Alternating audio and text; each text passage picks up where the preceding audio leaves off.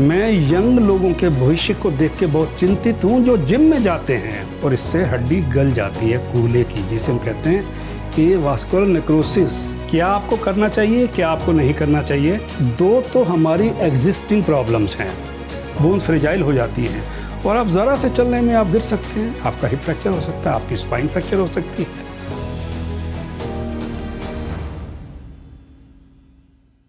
Avoid alcohol, avoid smoking and avoid miss use of steroids. गली गली में बिक रहे हैं ये स्टीरॉयड्स। मैं यंग लोगों के भविष्य को देख के बहुत चिंतित हूँ जो जिम में जाते हैं।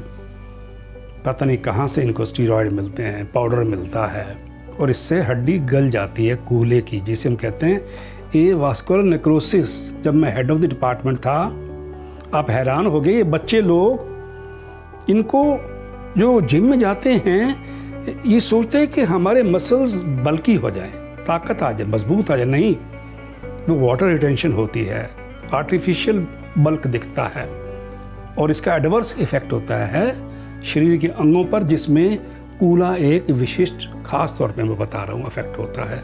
कूल्हे में पेन शुरू हो जाती है और फिर यही लोग जा करके जॉइंट रिप्लेसमेंट करवाते हैं।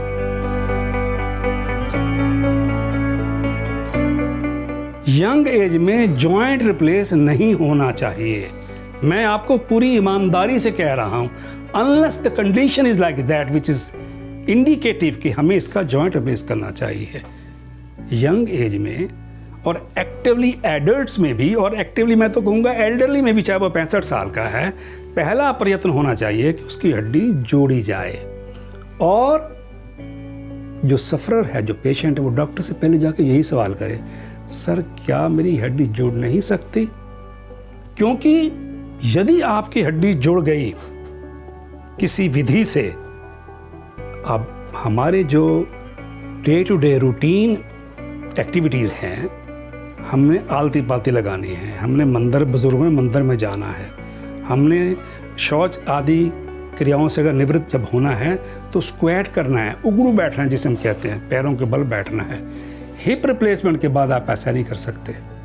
तो हमें बायोलॉजिकल प्रोसीजर से हम जो हड्डी को जोड़ते हैं वो नियरली लगभग नॉर्मल उसका